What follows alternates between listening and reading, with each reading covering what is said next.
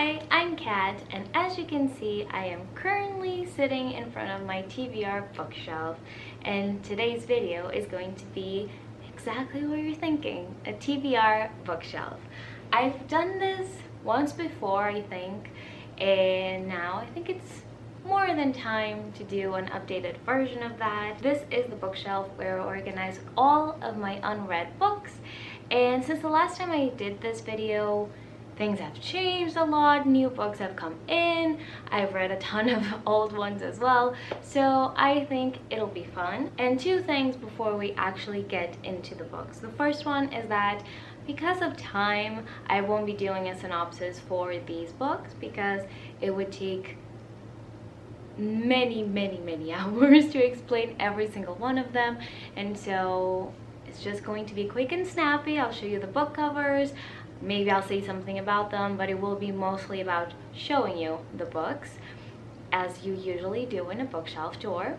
And second of all, I have a challenge for you and then for me as well. So out of all the books that I currently have on my TBR shelf, I would love for you to pick 3, and then I would do a reading vlog reading those books that you pick for me. I think it'll be fun, so if you've read any of these books and you want to know my opinion on a specific one, or if you're uncertain if you should pick up one and you want to see my review on it, please leave a comment down below, and the ones that get voted the most, I'll definitely pick them up and read and film a follow-up video to this one. Let's get started. Maybe I can show you a little bit of an overview.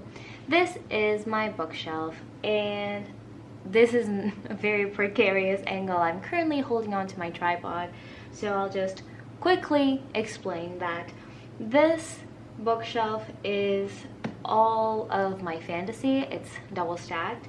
Here I have classics and nonfiction. Here I have like romance, and everything that is current day contemporary stuff goes here. Here is a bit of a miscellaneous, so overflowing fantasy is here. That is the way that I organize them. And now, where do I start? Let's start with the fantasy ones, or the classics. Let's get the classics out of the way, maybe. So, first of all, we have Love in the Time of Cholera by Gabrielle Garcia Marquez. And yes, this is still here. Then I still have this horrid edition of Wuthering Heights by Emily Bronte. I am definitely getting a prettier version of this. I'm sorry, I know that is very vain, but I cannot look at this book cover anymore on my bookshelf. It annoys me to no end, and I am planning on reading this book this year, so yes. A new cover is indeed a necessity. Then David Copperfield by Charles Dickens. Also still haven't read this one. Still mildly interested. I started reading another Dickens, I think last year, and I was not the biggest fan of it. So I'm a bit scared of going into this one, especially because it's so big, and I'm not sure if Dickens's writing style agrees with me or not. But I have it, so I will at least give this one a chance. This is all new to you, so this is also a good way for you to see some of the books that I picked up in the past couple months, or the past year really. I have The Count of Monte Cristo by Alexandre Dumas, and I really want to read this one, possibly this year, but please don't pick this one for me to read in the upcoming reading vlog, please, because this is so big. This will take me so long to read. I am somewhat planning to read this during the summer months. For some reason, this screams like a summertime read. Then, classic, Persuasion by Jane Austen. I love these book covers. They are so pretty, these editions.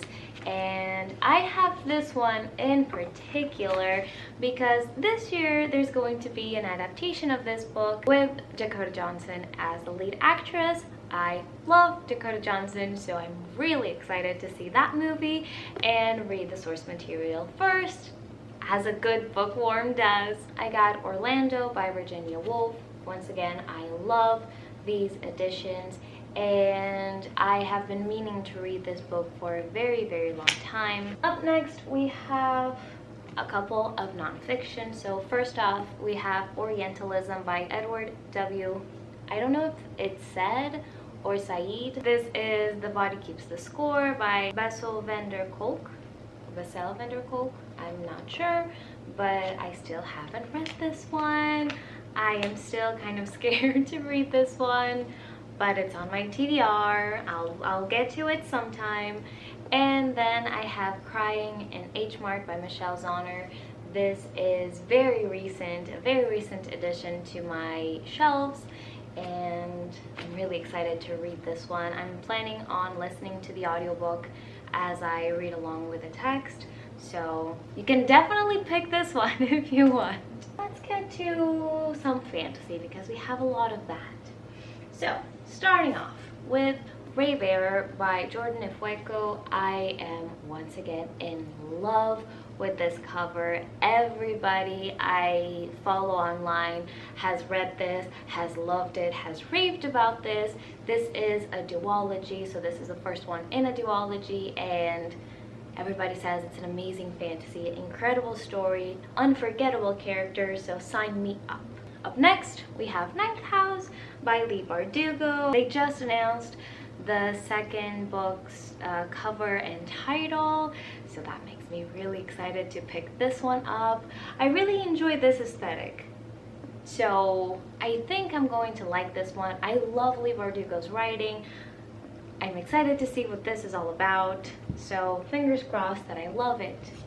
Then we have Call Down the Hawk by Maggie Stiefvater.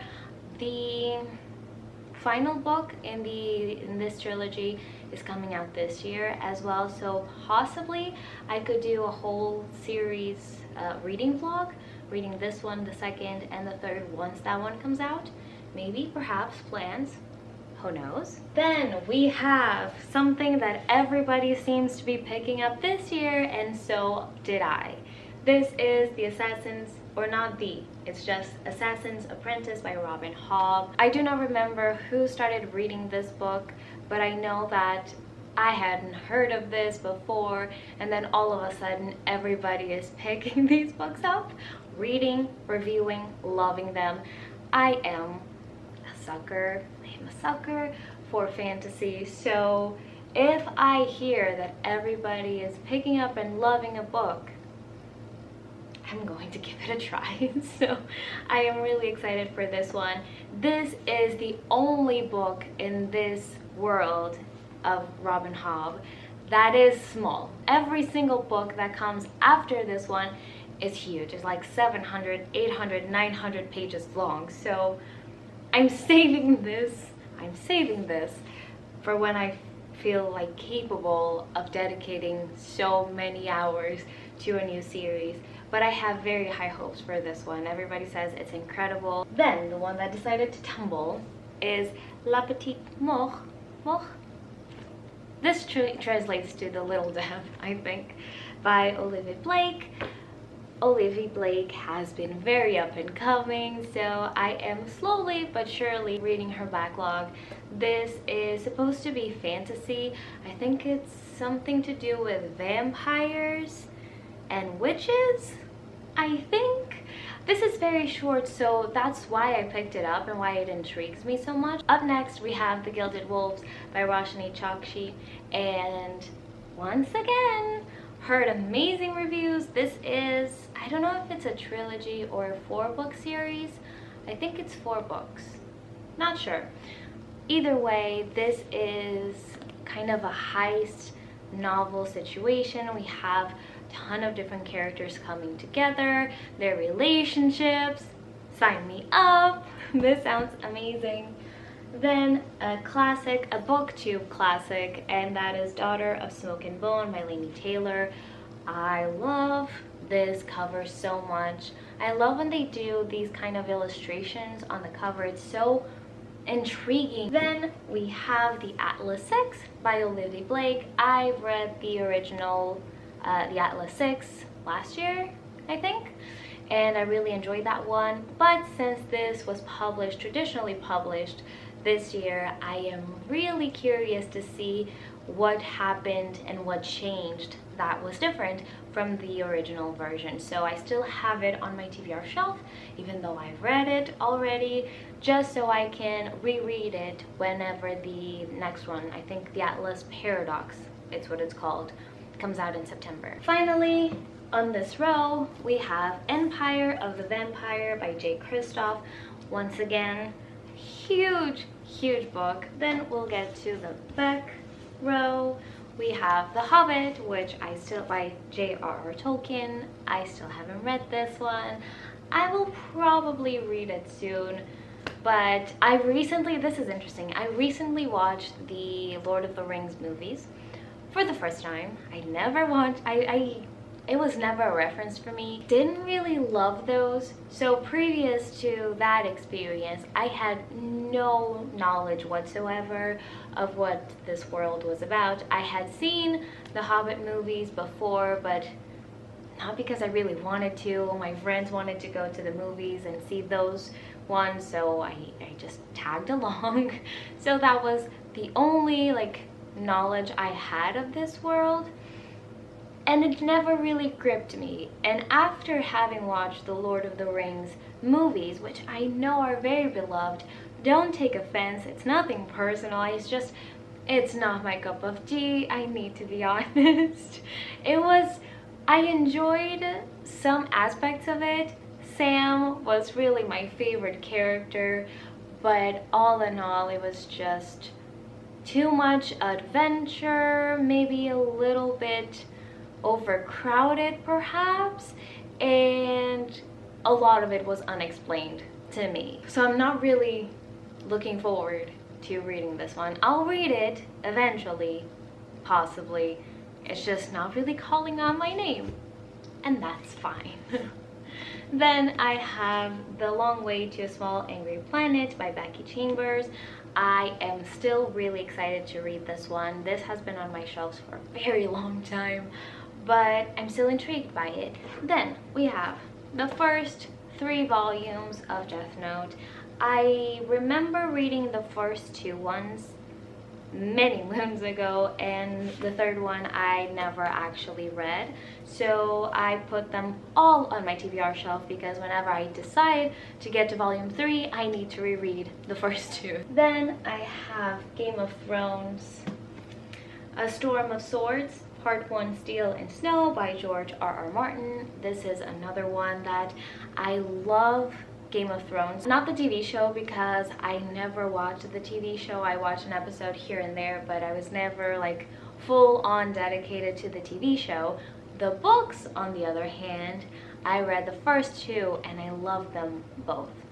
Really enjoy them, and so I'm still really curious to read this one and to continue on with the series. Really, it's just a matter of rereading those ones. Then I have The Memory Please by Yoko Ogawa, and this was definitely a cover buy because I heard this kind of compared to 1984 by George Orwell, which gives me nothing. I've never read that book. I'm not particularly interested in reading that book, and so that comparison doesn't really do it for me. Still, I'm interested in this one, and I've heard mixed reviews, so I'm curious to see where I stand on that debate. I'll do these 3 ones at the same time. This is the original Mistborn trilogy, so we have The Final Empire, The Well of Ascension, and The Hero of Ages, all by Brandon Sanderson. I, once again, have never read any Brandon Sanderson before. Let's do this one. I've never read any Brandon Sanderson before, but from everything I hear about it, it's great. It's a fantasy classic at this point, and so I'm really curious, really excited to pick this one up and really start my Brandon Sanderson journey, because once again, he puts out books like it's candy. So I have a ton of backlog to get to, and I'm really excited to eventually get to it. This is a start, so if I get to these, I'll let you know. Last one in this shelf is The Bone Season by Samantha Shannon. Once again, I still haven't read it, still really interested, still really excited. The fact that the books, like in this world and in this series, take so long to come out gives me pause as to when I should finally start this series, because it gives me anxiety thinking that this is going to be like a 6-book series or 7-book series and only 4 of them are out, and the next 3 are coming out in the next 10 years or something like that. That gives me anxiety a little bit, but at the same time, realistically, I think I probably have the memory to deal with that, so I don't know, but that is the main reason why I still haven't picked this one up. Let's get to this bookshelf, and here I have Piranesi by Susanna Clark. This is another very recent purchase. Then we have The City We Became by N.K. Jemisin. I was not aware of what this book was about when it came out, and then I don't remember, once again, my memory betrays me sometimes, but I don't remember who reviewed it, but I know that I read a Bookstagram review somewhere and they were explaining what this book was about, and it sounded so fascinating. Every city has a soul or multiple souls, and whenever they are born, like, these souls take shape, I think. But something happens. This takes place in New York, and New York has 6 souls, I think, based on the different boroughs, if I'm not mistaken. And something happens that they have to unite to fight for New York. That whole premise sounded so intriguing, so I immediately picked this up. A new release, we have An Arrow to the Moon by Emily Egerpan. This is super recent. Like, this just came out last week, if I'm not mistaken, and I am so curious, so excited to pick this one up. Then we have another one of my highly anticipated books for this year, and this is This Woven Kingdom by Tahar Mafi. I am so excited to read new Tahar Mafi. This is huge, by the way, so more material for me to read. Yes, yes please. We have The Beautiful Ones by Sylvia Moreno Garcia. Once again, do I know much about this book? No. All I need to know is that a couple people have read it, have loved it. It's giving vibes. That's all I know about it. It's giving vibes. So I got it. Then we have A Dark and Hollow Star by Ashley Shuttleworth. I love this cover. I love this cover so much. It looks so stunning, that illustration. And I've heard this compared to City of Bones, which is all I really need. It's all I really need. I love City of Bones. So yes, I'm excited to see what this is all about. Then we have Blood to Poison by Mary Watson. Once again, stunning cover. Once again, I do not know what to tell you about this book, because I'm very much like that. I do not read synopsis, and so I go off of vibes, I go off of recommendations, and I go off reviews, and that's it. That's it. That's why I got this one. Also, it's pretty. Very pretty. The final book in the Bloodlines series, this is The Ruby Circle by Rochelle Mead. I am definitely reading this book soon because I need to finish it. It's the last book in the series. I need to see where Adrian and Sydney's stories goes, where it ends, how everything works out, especially because I think this is the shortest book in the series, and we have so much shit to deal with, so many things to solve, that I do not understand how we will get through everything so quickly. Then we have The Bone Shard Daughter by Andrea Stewart. I am so excited, so hyped to read this book. I've heard incredible reviews. Sometimes I get these feelings about books that I should read them, and because I don't read synopsis, I don't really know what gives me that impression, but I know that when I follow it 9 times out of 10, I'm really successful. So I'm getting that vibe from this book, and it is telling me to get to it sooner rather than later. Then we have The City of Brass by S.A. Chakraborty. I I don't need to repeat myself, do I? Everybody raves about this book. This is kind of desert fantasy, so probably more of a summertime read. Then we have this one, which is This Green in Pleasant Land by Aisha Malik. I, once again, love this cover, and I am super curious to pick up this book. I saw this for the first time on Lena Norm's channel, and the way she described it was so compelling. This is kind of a low stakes, small town story. I think some new people come to live in this community, and they want to build I think a mosque, if I'm not mistaken. Expecting to enjoy this one very, very much. We're on to the final books. Olga Dies Dreaming by Xochitl Gonzalez. Forgive me for butchering this name. I do not know how to pronounce this, but I will learn it. And this came out this year. Once again, look at this book cover. Then we have Ophelia After All by Raquel Marie. Very excited to pick this one up, especially because it is more of a coming of age, more so than a romance contemporary. So I haven't read a ton of those recently. This is a romance. Savvy Sheldon Feels Good as Hell by Taj McCoy. I feel like I'm gonna love this book so much. Then we have The Death of Vivek Oji by Kweki Emezi. I've been loving their books so much, so much, and this is just another one that is on my TBR. Up next we have Detransition Baby by Tori Peters. This feels like a very messy contemporary kind of drama and interpersonal relationships kind of story, so I'm excited. I know nothing about this book. Absolutely nothing. This is The Dangers of Smoking in Bed by Mariana Enriquez. I know nothing about this book. This is short stories, I believe, and that's the extent of everything I know. So I'm hoping to love it because I got it. Then we have Outline by Rachel Cusk. Still haven't picked up this one. Mildly interested. I feel like when I got it, I was very excited to pick this up. Then I read, I think, the first couple of pages and I was less excited.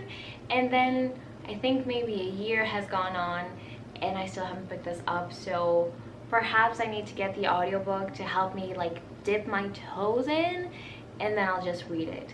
Because it's not very long and people really love this book, really rave about it. Please excuse the light because the sun is going in and out of clouds. I'm sorry, but we have very few books to get through. Then we have Last Night at the Telegraph Club by Melinda Lowe. This is kind of historical fiction. Ace of Spades by Farida Abike Ilimide. I am sorry if I mispronounced it. Because this is more of a thriller, I'll definitely need to listen to the audiobook because I have no patience whatsoever for thrillers. The only thrillers I ever really go for are movies because they are somewhat short. If I have to read this on my own, I will be like doing full-on marathons and like reading sprints through the night until I get to the end of this because I'm really impatient and I just want to know like what happened, what's the explanation for this whole story. And so having the audiobook will be definitely a plus in my reading experience. Only 3 more books to go. This is You and Me on Vacation, which is People We Meet on Vacation. I don't know why we have this title change by Emily Henry, but this has been one of the most hyped books over the last year, like romance novels over the last year, so I definitely had to pick this up. I have read Beach Read by Emily Henry, and while I enjoyed it, I did not love it, and I did not understand the hype with that one, so I was not really excited to pick this one up. I was not really interested when it came out, but then you hear people raving so much about it that you kind of just need to go and get it and see for yourself what it's all about. So that's what I did. I still haven't read it because, like I said, I am not Emily Henry girly yet. So it's here. I'll get to it whenever I get to it. just to see what the hype is about. Then we have The Fastest Way to Fall by Denise Williams, another one that I've heard hyped to the gods. Everybody has loved this book, or everybody who has read it has loved this book. I know nothing of what this is about. I think it has to do with running, like exercising of some kind. I don't know. The other cover is more explicit on that because I think they are on a track. And finally, the last book is another romance, and this is The Love Con by Sarisia Glass. Once again, can you guess why I bought this book? Look at this illustration. It's so cute. It's so cute. And I have no idea what this is about. Literally no idea what this is about. It's another romance. From the title, I would assume it has something to do with like cosplaying, perhaps, creating costumes. Who knows? It's here though. So those are all of the books that I have to read currently, like physically read, and please help me choose my next reads. So like I mentioned in the beginning of this video, please leave down below in the comments 3 books out of all of these that you really want me to read in an upcoming reading vlog. I'm really excited to see which ones you'll pick for me to read. This video is probably long enough, so this is it for now. I hope you enjoyed this video, and I'll see you next time. Bye!